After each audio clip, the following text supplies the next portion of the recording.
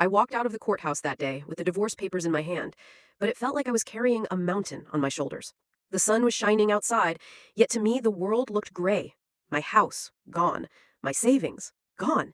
Even my father's old watch, the one he wore every Eid, the one that still smelled faintly of his perfume, was taken. Layla had taken it all.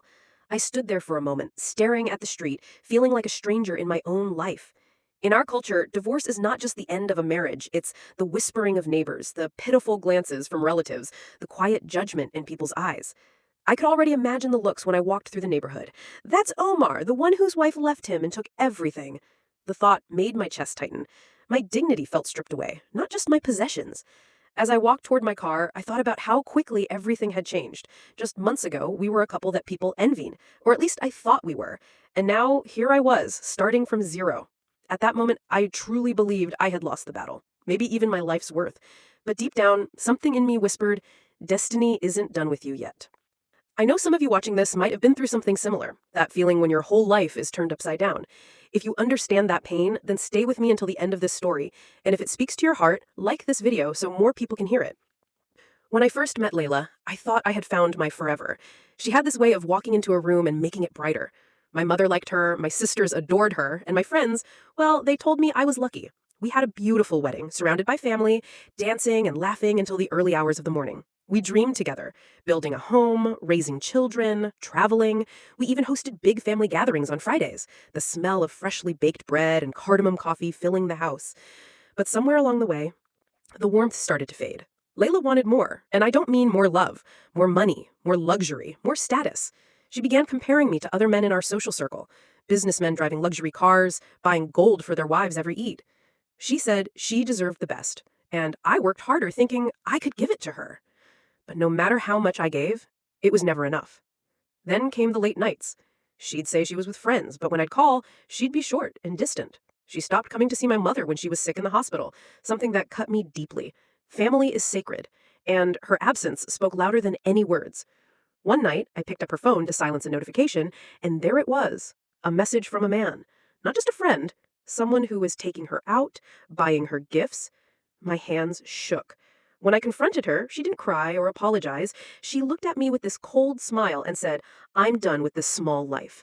From that moment, she moved fast, filing for divorce, hiring an aggressive lawyer who painted me as controlling and stingy. I walked into court thinking maybe we'd split things fairly. I walked out with nothing. That day outside the courthouse, I felt broken. But life has a strange way of turning. Weeks later, I met Kareem, a lawyer with a sharp mind and a sharper sense of justice. He looked at my case and found something I never saw. Proof that Layla had been hiding money and making luxury purchases with my earnings before the divorce. He told me, "If you want, we can make her pay." And pay she did. Kareem built the case, witnesses came forward, and the court ruled in my favor. Layla not only had to return most of what she took, but also pay damages. And the best part, Kareem's fee was a percentage of the money, so high that by the end, Layla was left with almost nothing. The last time I saw her, she was moving out of her house. She tried to mock me, but I just said, "Honor is worth more than gold, and you lost both." Now I live in a small apartment, but my peace is bigger than any house. My friends and family still gather around my table, and my dignity is mine again. So, if you've ever been betrayed, remember this. Money can be stolen, but karma never loses. And if this story touched you, share it with someone who needs to hear that justice can come, even when you least expect it. I still remember the first time I saw Lila. It was at my cousin's wedding. The hall lit up with golden chandeliers, the sound of laughter, and the smell of fresh bakur in the air. She walked in wearing a simple but elegant dress, her hair falling over her shoulders, and her smile. It wasn't just beautiful, it was confident. People turned to look at her, and I was one of them. We met through my sister later that night. Lila was warm, polite, and spoke with this calm assurance that drew me in. She told me about her dreams, about wanting a family, and building a life filled with love and comfort. I thought to myself, this is the woman I've been waiting for. Our families met a month later, and it felt like everything was falling into place. My mother liked her from the start, saying, "She has a kind face, Omar, a woman who knows how to respect her home." My father nodded in approval, and in our culture, that means everything. When the elders bless something, you believe it's meant to be. Our wedding was a celebration to remember. Friends and relatives from near and far filled the hall. We danced until our feet ached, and Lila's eyes sparkled every time she looked at me. In that moment, I was sure that no man in the world was happier than I was. The first year of marriage felt like a dream. Fridays were sacred. We'd host big family lunches with mansaf and makluba, the table filled with laughter and clinking teacups. We celebrated our first Eid together, buying gifts for the children in the family and visiting every relative we could. We talked about the future, about the house we'd build one day, the children we'd raise. I worked hard at my job, proud that I could provide for us. But over time, little cracks began to show. Lila started talking about wanting more, and not just in a hopeful, let's build together way, she wanted it now. She'd point out the expensive vacations our friends were taking, the gold jewelry other wives were wearing. Omar, why don't we travel to Europe next month? We can afford it, right? When I explained we needed to save for the future, she'd sigh. Life is too short to wait. Why should we live small when others are living big? At first, I thought it was just her wanting to enjoy life. I told myself, maybe she just has bigger dreams, I can work harder. But then came the constant comparisons. Did you see Ahmad's new car? He bought it for his wife's birthday. Or, Noor's husband took her shopping in Dubai. Why can't we do that? I tried to make her happy. I picked up extra hours at work. I skipped things I wanted so I could buy her the handbag she'd been eyeing. I thought these were small sacrifices for love. But deep down, I felt a shift. The warmth that once filled our home was slowly being replaced by this quiet, unspoken pressure to keep up with others. Looking back, maybe the signs were always there. But when you love someone, you don't want to see the cracks. You tell yourself it's just a phase, that the love you share will be enough to cover the distance growing between you. And to those of you listening right now, I want you to think about this. Sometimes the most dangerous changes in a relationship are the ones that happen slowly, almost silently. If you've ever ignored small signs because your heart didn't want to believe them, you'll understand exactly what I was feeling back then. And if you do, like this video so it reaches others who need to hear it. At that point in my life, I thought we were still building towards our dream. I had no idea that these small cracks were just the beginning of a much deeper break, one that would shatter everything we had. It started with little things. Layla was always on her phone, late at night, early in the morning, even during family dinners. I'd ask her who she was talking to, and she'd smile faintly. Just friends. Don't be jealous, Omar. I told myself not to overthink it. In our culture, once you start doubting your wife without proof, it's like throwing dirt on your own honor. I wanted to believe her, because trust between a husband and wife is sacred. But slowly, she started changing. The way she looked at me was different. Not with love, but with judgment. One evening, as I came home from work, tired and dusty from a long day, she didn't even ask how I was. Instead, she said, "You know, Ahmed just got promoted. His wife was showing me the gold necklace he bought her." I tried to laugh it off, but inside, it cut deep. These comparisons didn't stop. She'd talk about other men's cars, their vacations, their big houses. "We could have that life too, Omar, if you just tried harder," she'd say. I was already working overtime, barely seeing my friends, barely resting. Still, I bit my tongue and thought, she's just pushing me to do better. She's my wife. She wouldn't look down on me. But my family, they noticed.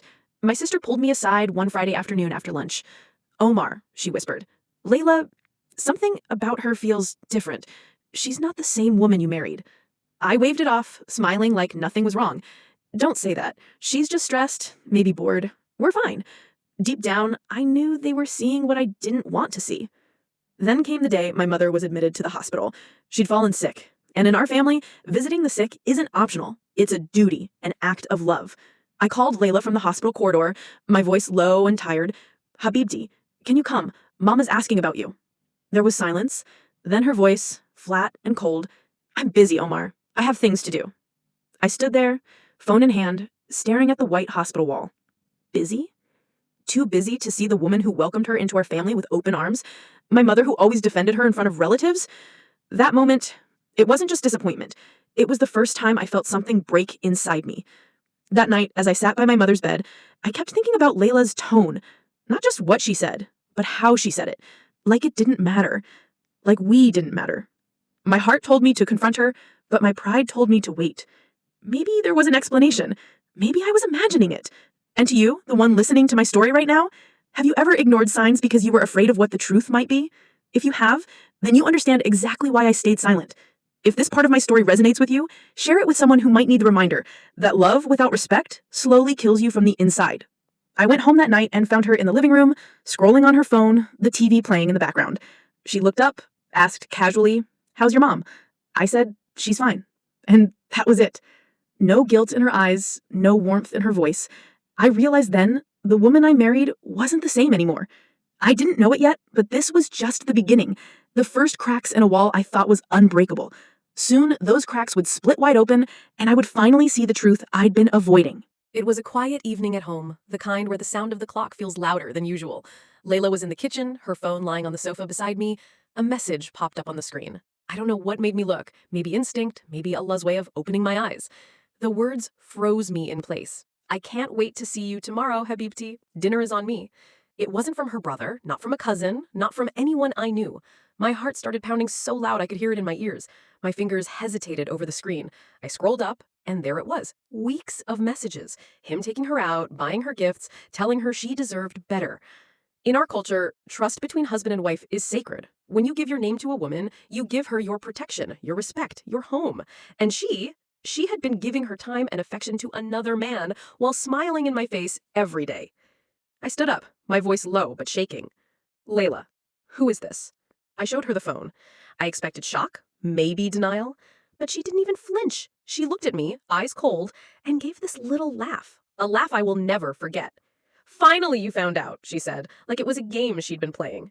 Then she leaned back and added, Omar, I'm done with this small life. I want more, and you can't give it to me. I swear in that moment, it felt like the walls of the house were closing in on me.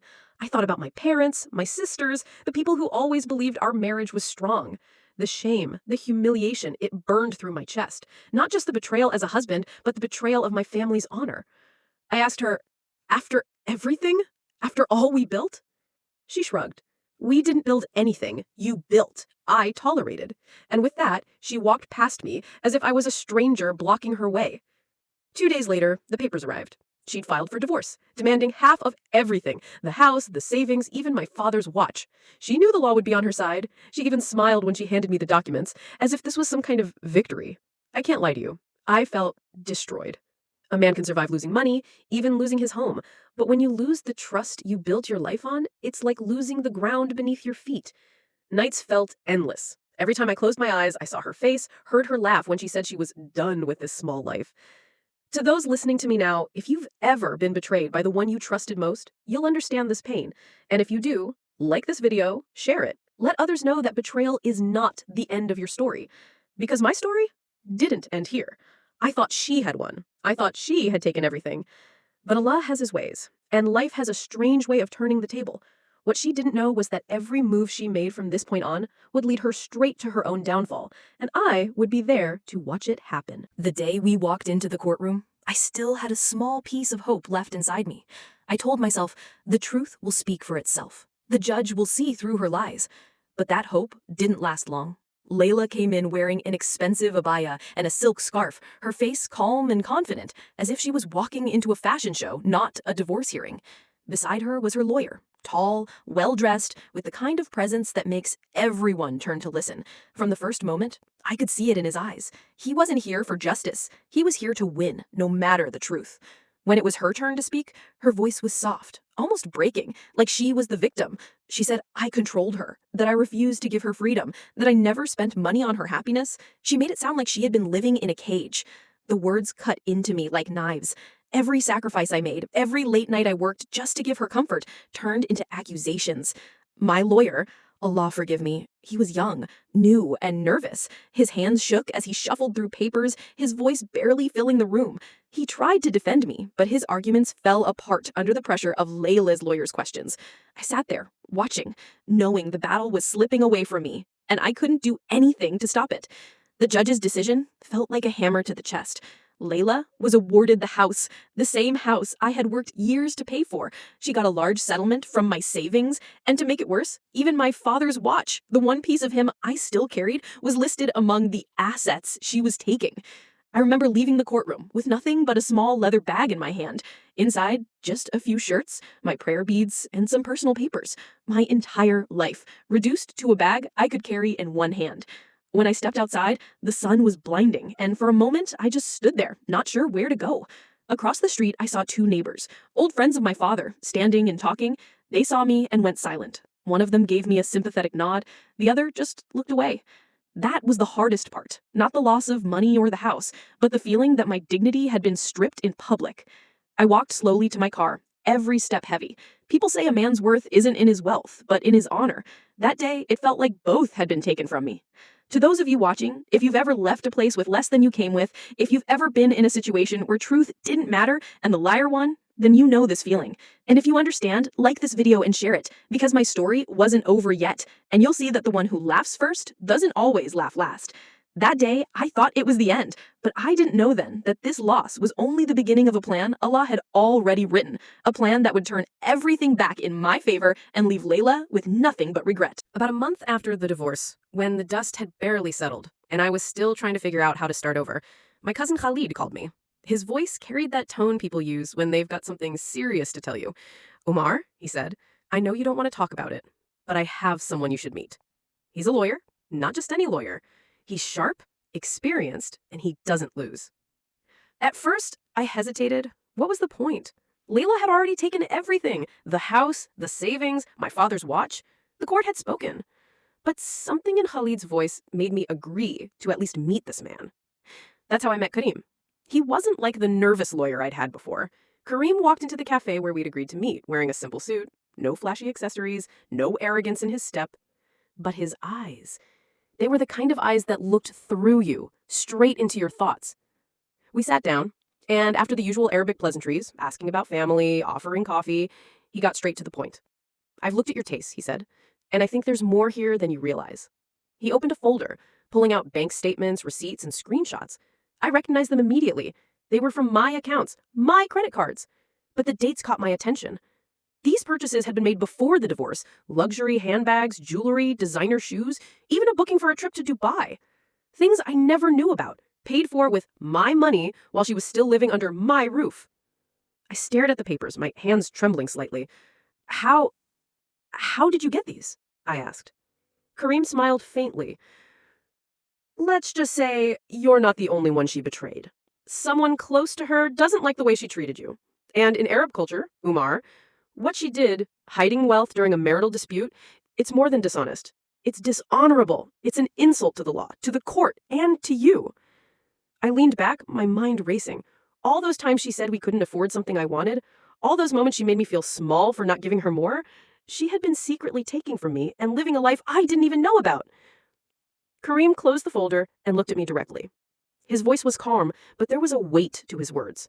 "If you want, we can make her pay. Not just legally, but in a way that she will never forget." For a moment, I didn't answer. I thought about my father's face if he knew what had happened. I thought about my mother, who welcomed Layla like a daughter, only to be ignored in her time of need. I thought about the nights I stayed late at work to give Layla comfort, not knowing she was using my effort to please another life. When I finally spoke, my voice was steady. "Do it." To those of you listening right now, sometimes in life, Allah sends you the right person at the right time when you've almost given up.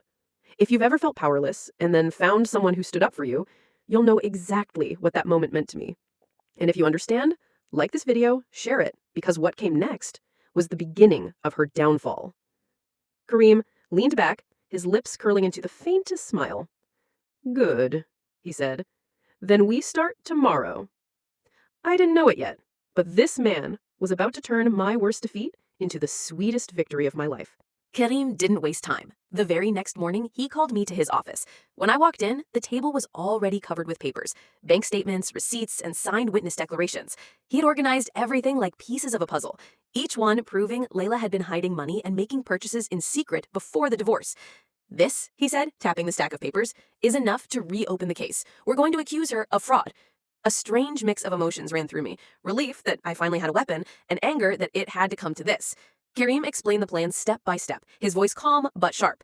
We would present the evidence to the court, show that she had deliberately lied and concealed assets, and demand she not only return what she took, but pay damages. When Layla was served with the new legal notice, she called me. Her voice was dripping with sarcasm. "Omar, is this your way of making peace? You think some papers will scare me? You'll waste your time and your money." Then she laughed, that same cold, dismissive laugh from the day I confronted her about the messages. "Nothing can touch me," she said, before hanging up.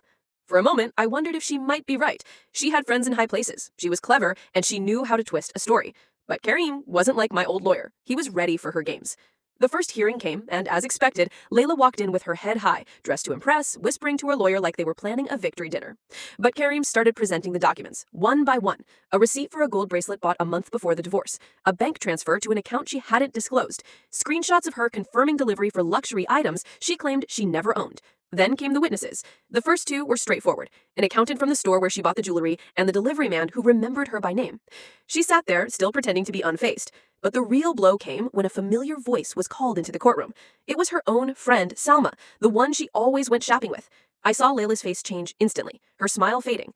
Salma hesitated at first, but when asked directly, she admitted she had accompanied Layla on those shopping trips, and that Layla had bragged about keeping the purchases hidden so Omar won't get a single rial more than he has to. The silence in the room after those words, it was heavy. I could see Layla's fingers tightening around her bag. She glanced at her lawyer, but even he seemed unsure now. That confidence she carried like armor was starting to crack piece by piece. Kareem leaned toward me and whispered, "This is just the beginning. By the next session, she'll realize she's already lost." To you listening now, sometimes the most satisfying victories are the ones you win slowly, watching the person who wronged you realize the walls are closing in. If you've ever dreamed of seeing justice catch up to someone, share this story, because what happened next was even sweeter. Layla left the courtroom that day without looking at me. Her walk was faster, her eyes colder, but there was no laughter this time. For the first time since all this began, I could feel the tide turning in my favor, and I knew she could feel it too. When the final hearing came, I sat in that courtroom with my heart pounding so hard I could hear it in my ears. Weeks of evidence, witnesses, and sleepless nights had led to this moment.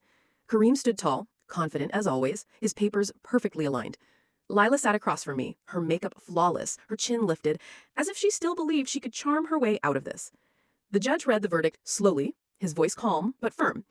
The court rules in favor of Omar. The defendant must return the majority of the assets in question, plus pay damages for fraudulent concealment of property. I froze. For a second, I couldn't process the words. Then it hit me. I had won. Every humiliation, every sleepless night, every time I questioned whether justice even existed, it all came rushing out of me in a quiet exhale. But the best part? That came next. Kareem leaned toward me with a small smile and whispered, "You remember my fee agreement?" I nodded, still half in shock. "It's a percentage of the recovered amount," he said. I thought about it, and then it clicked. His percentage was so high that once she paid me and then paid him, Lila would be left with almost nothing. And here's the irony. The lawyer sitting next to her, the same one who had destroyed me in the first case, was the one who had agreed to this arrangement in the contract without realizing how it would backfire. Kareem had maneuvered the whole thing like a chess master, making sure that the man who once humiliated me would now watch his own client walk away with barely enough to keep her pride. Lila's face was pale, her lips pressed so tightly together they had lost all color. She didn't look at me, didn't look at anyone. The woman who once laughed in my face, who told me nothing can touch me, was now staring at the floor, her hands trembling. I can't lie. I felt a deep, quiet satisfaction. Not the kind that makes you jump up and shout, but the kind that seeps into your bones and makes you feel balanced, like the scales of justice had finally tilted back where they belonged. After the hearing, Kareem and I walked out of the courthouse together. The sun was setting, casting long golden rays over the city. "You see, Omar," he said, "sometimes revenge isn't about shouting or fighting. Sometimes it's about letting the other person's arrogance dig their own grave." To you listening right now, if you've ever been wronged, if someone has ever taken what's yours and laughed in your face, remember this. Patience can be sharper than a sword. And if you believe this story shows how karma works in the real world, share it. Someone out there needs to hear that justice is still possible. As for Lila, I never saw her again. But I heard from a mutual friend that she had to sell her car and even move to a smaller apartment just to pay off what she owed. The same people she once bragged to about her win in the first case now whispered about her downfall. And me? I went home that night, made myself a cup of tea, and sat by the window listening to the quiet of my own house. For the first time in years, it felt peaceful. Because in the end, the most beautiful victories are the ones where you don't just win, you watch the truth strip away every lie until the person who hurt you is left standing in the ruins they built themselves. The afternoon was heavy with silence when I drove up to the house, the same house that once echoed with our laughter, then with our arguments, and finally with nothing but cold distance. Lila was outside, supervising two movers as they loaded the last of her furniture into a truck. She saw me before I even stepped out of the car. Her eyes narrowed slightly, the way someone looks when they want to pretend they're unaffected, but deep inside, they're burning. She was dressed immaculately, as always, but there was something in her posture, a stiffness that told me this day wasn't going the way she had imagined.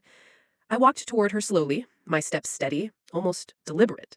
She didn't greet me. Instead, she smirked, that same smirk she used years ago when she thought she had the upper hand. "Well," she said, her tone dripping with sarcasm, "enjoy your empty victory, Omar. You may have taken the house, but you'll never change what happened between us." For a moment, I just looked at her, not with anger, not with sadness, but a kind of clarity I had never felt before. I could see through every word, every mask she wore. "Lila," I said, quietly, my voice calm but firm, "honor is worth more than gold, and you lost both." Her smirk faltered. She opened her mouth as if to respond, but nothing came out. For the first time, I saw something in her eyes I had never seen before, the realization that she couldn't win this conversation. Not today. Not ever. The movers carried out the last box. She turned her face away from me, muttered something under her breath, and stepped into the car waiting for her. I didn't watch her leave out of bitterness. I watched because I wanted to remember this moment. Not her defeat, but my peace. You know, my friends, there's a kind of power in walking away without shouting, without proving anything to anyone. If you've ever been wronged, you'll understand this feeling when the person who tried to break you finally stands in front of you with nothing left to take. That's the moment you know you've won. And if you felt that, or if you wish for it one day, you know what to do. Share this story so others can feel the strength in patience. As her car disappeared down the street, I turned and looked at the house. My house now. The walls seemed warmer, the air lighter. It wasn't just about reclaiming property. It was about reclaiming dignity. I unlocked the door, stepped inside, and closed it behind me with a deep breath. The echo of the latch felt final, like the last page of a long, painful chapter. And just like that, the story ended. Not with anger, but with the quiet satisfaction that comes when life delivers its own form of justice. Sometimes that's all the revenge you'll ever need. After everything collapsed, I found myself standing in the middle of a tiny apartment, barely 2 rooms, with walls that still smelled faintly of fresh paint.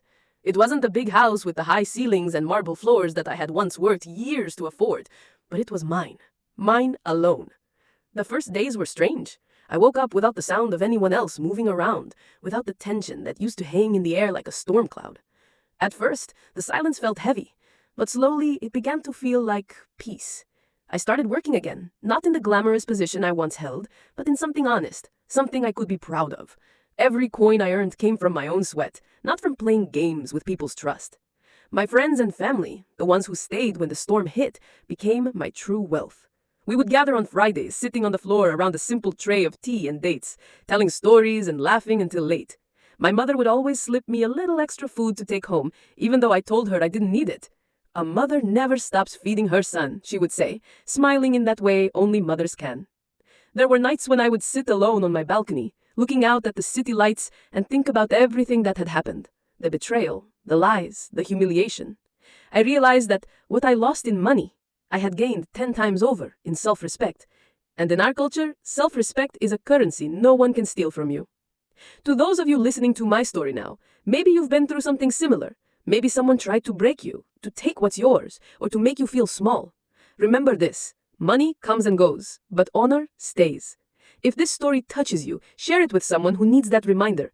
Sometimes hearing that another person survived is enough to give someone the strength to hold on. Months passed, and news about Layla would still reach me through whispers. Life wasn't going well for her. The people she thought were friends had disappeared when her money started to run out. The new life she had built on lies and arrogance was crumbling, piece by piece. I didn't smile when I heard it. I didn't need to. Life has its own way of collecting debts, and I knew karma was doing her work. One evening, as I locked up my small shop and walked home, I realized something. I wasn't angry anymore. I wasn't seeking revenge, because I already had it. My revenge was living free, living with dignity, and knowing that I came out of the fire stronger than before. In the end, my friends, this is the truth. Money comes and goes, but karma always collects its debt. And when it does, you don't need to lift a finger. All you have to do is keep living, keep standing, and keep your head high. And that's how my story ends, not in bitterness, but in peace. Because sometimes the sweetest justice is simply moving on.